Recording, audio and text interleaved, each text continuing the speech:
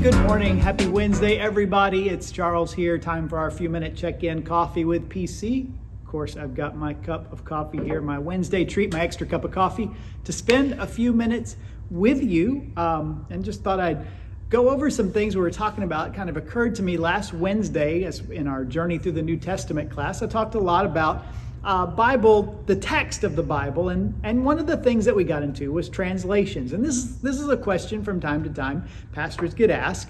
It's some version of why are there so many translations of the Bible, or which is the best translation of the Bible, or which one should I use? Those are kind of all related. So I thought, since that's a question I get asked from time to time, and we talked about it a little bit in that class, I would share some of those thoughts with you. We talked, the New Testament was written in Greek.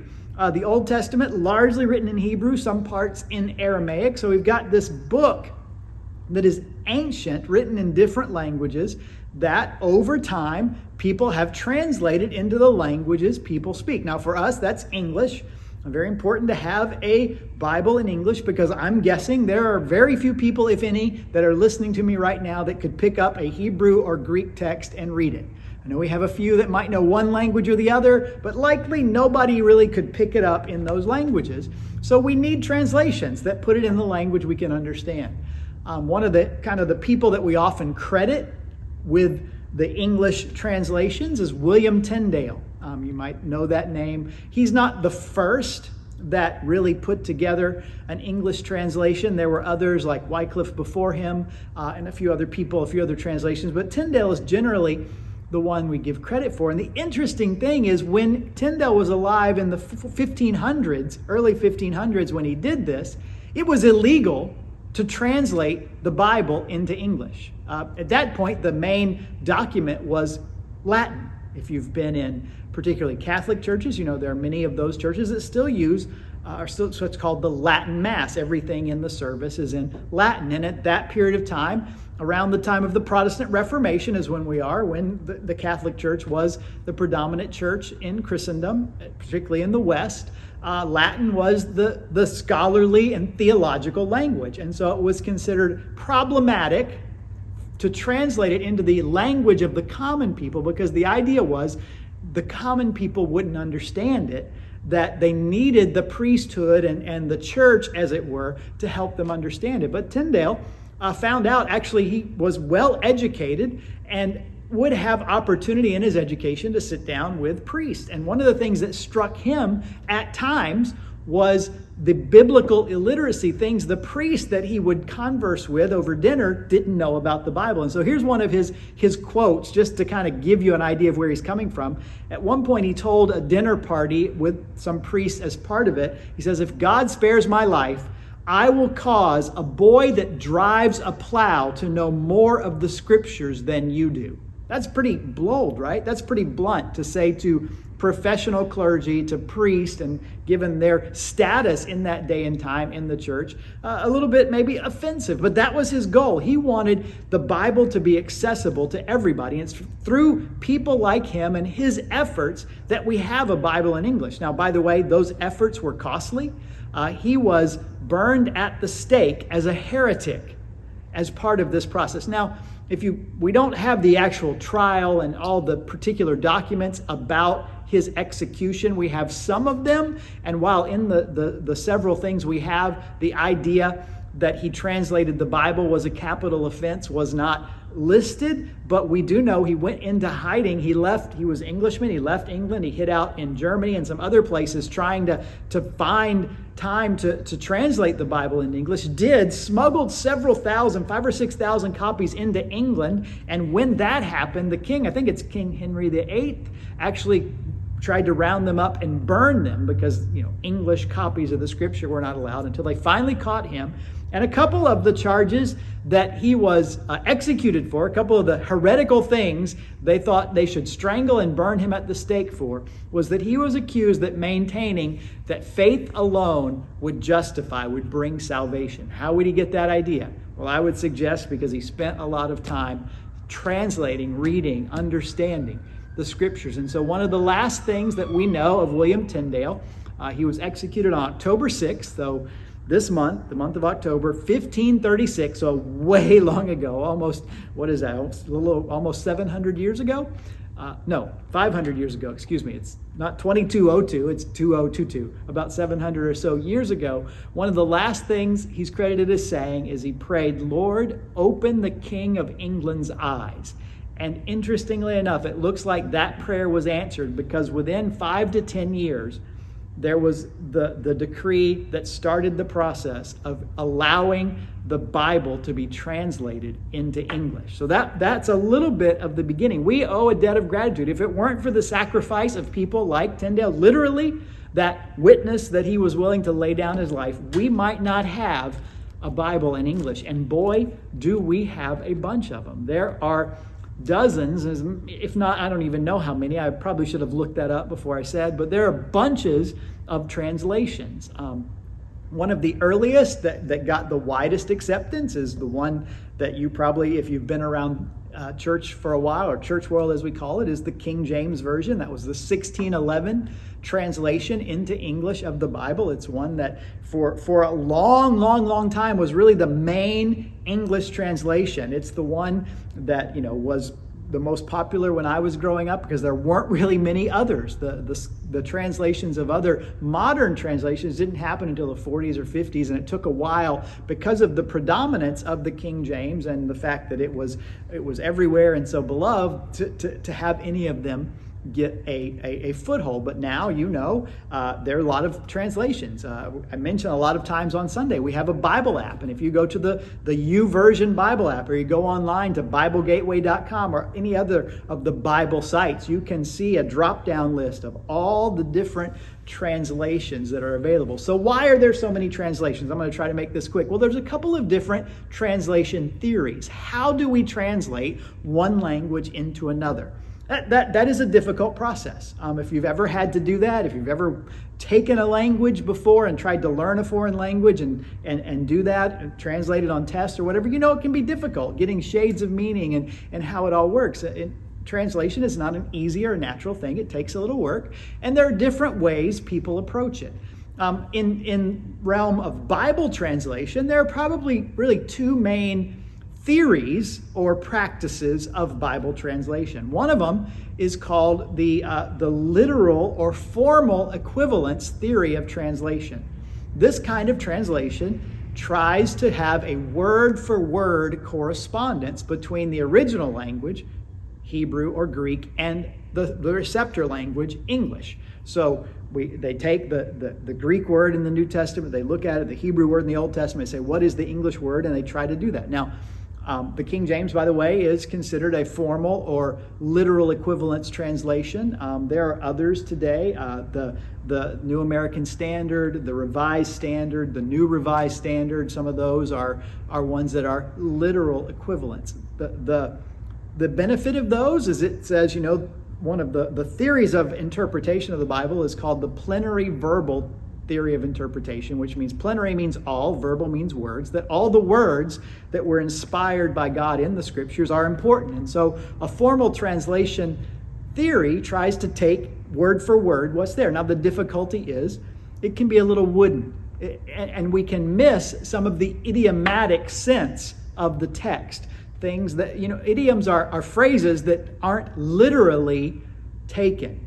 So there's probably a bunch of them in English that we could talk about. When we say "when pigs fly," what does that mean? It means never. When we say "when hell freezes over," it means never. We don't literally mean pigs are one day going to sprout wings and fly. It's an idiomatic expression that means something else. And so that happens in any language. There are certain idioms that come in. And so a formal or a literal equivalence, that's one of the things they stumble over. And that's where the other main theory of translation, the dynamic equivalence theory, comes into play. And instead of word for word, it's usually categorized as a thought for thought translation. So for instance, if the literal Greek word said "when pigs fly," a literal translation would say "when pigs fly," and a dynamic translation would say "never." getting the sense of it. Actually, let me give you an example of one. This is in the Old Testament. It's Exodus chapter 15, verse 25 is the particular verse. And it's an interesting story. Moses is leading the children of Israel. They've come out of Egypt. They're thirsty. They need some water, and they come across a body of water, but it's bitter. It's can't drink it. And so God tells Moses, he shows him a stick, and he says, put the stick in the water. And I'm reading from the NIV, which is a dynamic equivalent translation. And this is what it said. Then Moses cried out to the Lord, and the Lord showed him a piece of wood, like I just told you. He threw it into the water, and the water became, the dynamic equivalence, like the NIV says, fit to drink or drinkable. A literal translation, like maybe the King James or the New Revised Standard would say, the water became sweet. Now, does that mean bitter, just the taste better? Well, maybe, but ultimately the point of that phrase, sweet, that Hebrew word that corresponds most specifically to the English word sweet, is idiomatic to mean now you can drink it. They're thirsty, they need water, it's necessary for life, this is water you can drink. God miraculously took water you couldn't drink and made it fit to drink. And so that is what we see. That's the difference. One word difference, one verse difference. There are a lot of places. For instance, we could say Psalm 23, the Lord is my shepherd, I shall not want. That's kind of the traditional way we know it. That's a formal equivalence. There's a dynamic equivalent translation. It's called the Good News Translation that says this, the Lord is my shepherd, I have everything I need.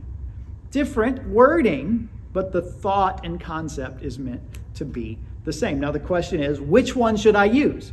Great question. My answer to that is simple. Use the one you'll read. If you pick up a translation and you start reading it, and let's say, for instance, one of the things about the King James Version is it was translated in 1611. 1611, English was a little bit different.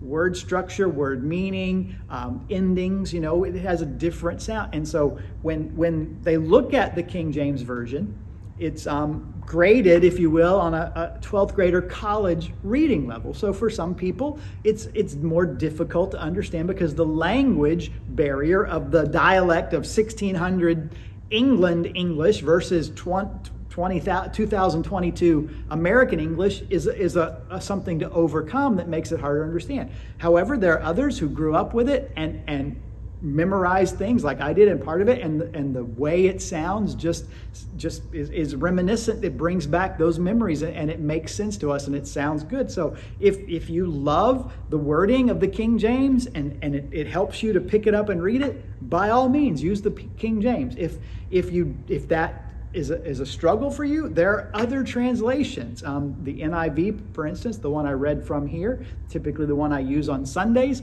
has about a 7th grade reading level. So the reading level is a little easier, and part of that is just it's a more modern translation, the first translation in the 70s. Now, one quick caveat to let you know, there's another category of Bibles that are not translations, they're paraphrases. And there are two that really stand out. One is a little bit older and one is more recent. The older one is called the Living Bible. You might remember that. I think in the 60s or 70s began to come to some prominence. And the Living Bible is a paraphrase. What's a paraphrase? A paraphrase doesn't start with the Greek or the Hebrew. It starts with the English translation and paraphrases it in other English words. So to translate from Greek or Hebrew into English is a process of interpretation. And then paraphrasing is a second layer of interpretation. So you could say it's 2 generations removed from the original language. The more modern one is the same thing. It's a paraphrase. It's called The Message. If you've ever read it, you know it reads much differently than any other Bible. And at times it's even laid out much differently. Sometimes it doesn't have individual verses numbered. It'll have at the beginning of a paragraph 11 through 15, and then there'll just be several sentences that cover those verses. Much different. But again, a paraphrase, a little bit different than a translation. I would suggest, if you like the Living Bible, if you like the Message, they're helpful to have and to read from time to time. Sometimes they're easier to read because they're laid out more like modern literature, not in sometimes the way the scriptures are, but that should, in my opinion, should never be your primary version you read. They are good supplements from time to time, but use translations more than you use paraphrases. Again, there are a lot of them you can find. My favorite right now is the CSB, or Christian Standard Bible. It's a more recent one. I think it's a good mix at times between the formal equivalent and the dynamic equivalent. I use that a lot. I like the New Living as well. Denise likes the New Living. And that is a translation. The original Living Bible was a paraphrase. The New Living is the New Living Translation. It's a translation, so don't get those two confused. And so the one I use for my chronological Bible that I read every morning to read through the Bible chronologically is in the New Living Translation. The one I preach from is in the New International Version. Sometimes when I'm quoting scripture from memory, it's in the King James Version. Sometimes when I'm reading and studying, I'll have 2 or 3 of those versions laid out, and also I might pull out my Greek New Testament or my Hebrew Old Testament just to get a little extra background there. Here's my point. You can have confidence in the translations we have are good. They come from good scholarship. They're helpful to take the words that we can't understand in Hebrew and Greek and put them in English that we can understand. Which one should you use?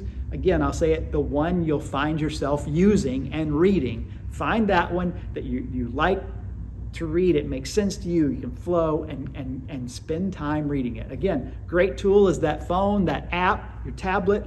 You can compare them, but if you like a hard copy, compare them online, compare them on your app before you go spend the money, because Bibles can be expensive. You've probably noticed that if you've bought a few. Well, I think I've overstayed my welcome. I've stayed a little bit longer than I meant to. I really like this sort of thing and like talking about it. If you want to hear a little more about the text, the Greek text, you're welcome to find last week's lesson, Journey Through the New Testament.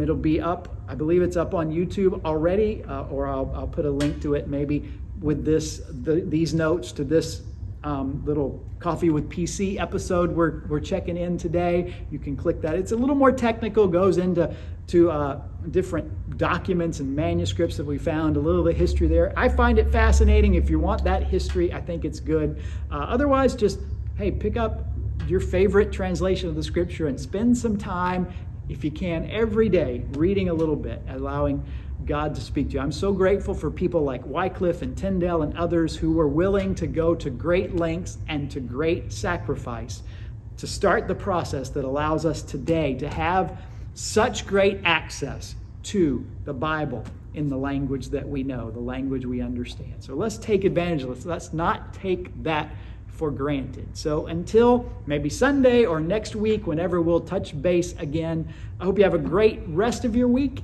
and we'll look forward to seeing you hopefully in church on Sunday soon. If not, we'll catch up with you next Wednesday, Coffee with PC. Take care.